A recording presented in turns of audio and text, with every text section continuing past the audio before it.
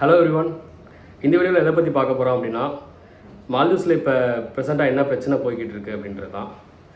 நிறைய பேருக்கு மோஸ்ட்லி தெரிஞ்சிருக்கும், இங்கே மணி அனுப்புறதுல ஒரு சில சின்ன சின்ன இஷ்யூஸ் போயிட்டுருக்கு அப்படின்னு சொல்லிட்டு. சின்ன இஷ்யூலாம் கிடையாதுங்க, இது ஒரு பெரிய இஷ்யூ தான். ஓகே, ஸோ அதை பற்றி தான் வந்து இந்த வீடியோவில் ஃபுல்லாக பார்க்க போகிறோம். ஸோ யூஸ்வலாக வேறு ஒரு கண்ட்ரியில் ஒர்க் பண்ணுறோம் அப்படின்னா, நம்ம அமௌண்ட்டுக்கு இந்தியன் அமௌண்ட் அனுப்புகிறோம் அப்படின்னா, அதை கன்வெர்ட் பண்ணுறது தான் நம்ம ரெமிட்டன்ஸ் அப்படின்னு சொல்லி சொல்லுவோம். அந்த ரெமிட்டன்ஸ் அமௌண்ட் அனுப்புறதுக்கு அப்படின்னு சொல்லிட்டு சில லிமிட்ஸ்லாம் இருக்கும். ஒரு சில பிளேஸில் ஒரு சில கண்ட்ரியில் வந்து லிமிட் இல்லாமலும் இருக்கும். பட் இங்கே வந்து பொதுவாக லிமிட் இருக்கும். இப்போது லாஸ்ட்டாக ப்ரெசென்ட்டாக நாங்கள் என்ன அனுப்பிக்கிட்டு இருந்தோம் அப்படின்னா, 400 USD வந்து அனுப்பிட்டு இருந்தோம். மீதி அமௌண்ட் வந்து நாங்கள் பிளாக் மார்க்கெட்டில் தான் அனுப்ப முடியும். ஸோ இந்த மாதிரி தான் இருந்தது. இப்படி இருக்கும்போது October 15 we received an email from SBI. அதில் என்ன சொல்லியிருந்தாங்க அப்படின்னா, $400 வந்து அதை வந்து கொஞ்சம் கம்மி பண்ணி $150 தான் எங்களால் வந்து இந்தியாவுக்கு அனுப்ப முடியும் அப்படின்னு சொல்லிட்டு. வாங்குகிற சேலரியை வந்து 16 or 17 அந்த ரேஞ்சில் வந்து வாங்கிட்டு இருப்போம். 17,000 அந்த அளவுக்கு. ஸோ அதில் நாங்கள் அனுப்பக்கூடிய ருஃபியா வந்து 2,313 ருஃபியா. ஸோ இவ்வளோ தான் வந்து இந்தியாவுக்கு அனுப்ப முடியும். இதை வந்து நம்ம கால்குலேட் பண்ணி பார்த்தோம்னா 12,000 ஒரு 12,500 அவ்வளோதான் வரும். ஸோ இது போக மீதி அமௌண்ட் எல்லாமே பிளாக்ல தான் அனுப்புகிற மாதிரி இருக்கும். பிளாக் மீன்ஸ் அந்த பிளாக் மார்க்கெட். இப்போ பிளாக் மார்க்கெட்டில் அனுப்பலாம்ல அப்படின்னு நீங்கள் கேட்டிங்கன்னா, அங்கே தான் ஒரு பெரிய ட்விஸ்ட் இருக்குது. பிளாக் மார்க்கெட்டில் அனுப்பலாம், பட் இதில் நிறையா வந்து ரிஸ்க் ஃபேக்டர் இருக்குங்க. இப்போது ஃபஸ்ட்டு பிரச்சனை பிளாக் மார்க்கெட்டில் அனுப்புறதுல என்ன அப்படின்னா, இது வந்து ஒரு இல்லீகல் டிரான்சாக்ஷன் தானே. இதை வந்து எப்போனாலும் அதை வந்து பேங்க்லேருந்து மானிட்டர் பண்ணுவாங்க. இப்போ இல்லீகல் டிரான்சாக்ஷன் பண்ணுறோம் அப்படின்னா, அது நாளைக்கு நம்ம அக்கௌண்ட்டுக்கே வந்து ப்ராப்ளம். மேபி அமௌண்ட்டை கூட திருப்பி அவங்க இது பண்ணுறதுக்கு வாய்ப்பு இருக்குது, எடுத்துக்கிறதுக்கு வாய்ப்பு இருக்குது.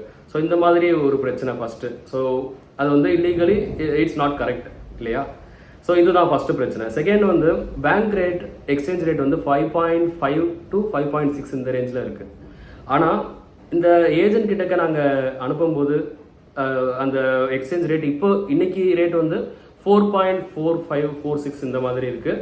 ஸோ இனியும் கொஞ்சம் குறையலாம், ஏன்னா இந்த மாதிரி தான் ஒரு நிலைமையில் இருக்குது. அப்படி இருக்கும்போது இப்போ நான் ஒரு 10,000 ருபியா நான் ஏஜென்ட் வழியாக அனுப்புகிறேன்னு வச்சுக்கோங்களேன், எனக்கு வந்து இந்தியன் ருபீஸ்க்கு ஆல்மோஸ்ட் 11,000 ருபீஸ் வந்து நான் லாஸ் பண்ணுவேன். அது மாதிரி தான். ஸோ இந்த பிரச்சனை தான் போய்கிட்டு இருக்கு. பட் 11,100ன்றது இன்னைக்கு இருக்கிற சுச்சுவேஷனுக்கு சொல்கிறேன். இதுவே வந்து இன்னும் கொஞ்ச நாள் ஆனது அப்படின்னா இன்னமும் பெரிய லாஸ் வர்றதுக்கு சான்சஸ் இருக்குது. ஸோ இதை பற்றி தான், இந்த பிரச்சனை தான் இங்கே மால்தீவ்ஸில் இப்போ ரொம்ப பெருசாக இஷ்யூவாக போயிட்டு இருக்கு.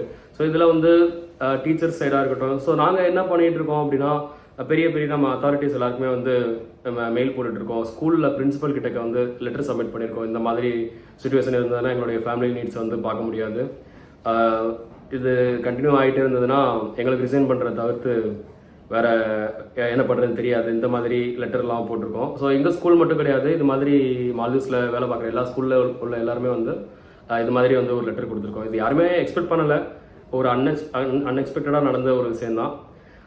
ஸோ பார்க்கலாம் என்ன ஸ்டெப்ஸ் எடுக்க போகிறாங்க அப்படின்னு சொல்லிட்டு. ஸோ நமக்கு தெரியாது என்ன கன்க்ளூஷன் வரப்போகுது அப்படின்னு சொல்லிட்டு. ஸோ நாங்களும் முடிஞ்ச அளவுக்கு ட்ரை பண்ணிக்கிட்டு இருக்கோம், இதுக்கு திருப்பி அட்லீஸ்ட் அந்த நார்மல் ரேஞ்சுக்கு அது மாற்றுங்க அப்படின்னு சொல்லிட்டு.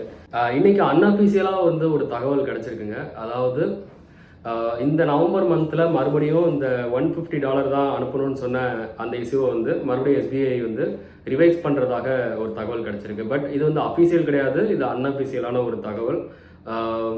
பார்க்கலாம் என்ன நடக்குதுன்னு சொல்லிட்டு. அப்படி ரிவைஸ் பண்ணாங்கன்னா கொஞ்சம் இன்க்ரீஸ் பண்ணுறதுக்கு சான்சஸ் இருக்குது.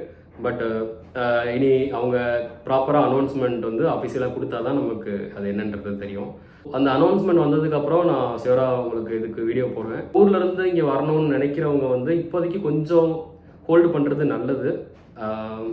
ஏன்னா இந்த இஷ்யூஸ் போயிட்டுருக்கிறதுனால, ஏன்னா கொஞ்ச நாளைக்கு வந்து சில எக்ஸ்பென்சஸ்லாம் நீங்கள் தான் அந்த 1 மந்த்துக்கு பார்த்துக்கிற மாதிரி இருக்கும். ஸோ அப்போல்லாம் கொஞ்சம் கஷ்டம் நம்ம ஊருக்கு அமௌண்ட் அனுப்புறதுக்கு. இவ்வளோதான், இதுதான் பிரச்சனை. ஸோ ஓகே, ஐ ஹோப் இந்த வீடியோ உங்களுக்கு யூஸ்ஃபுல்லாக இருக்கும் அப்படின்னு சொல்லிட்டு நம்புகிறேன். Thank you very much.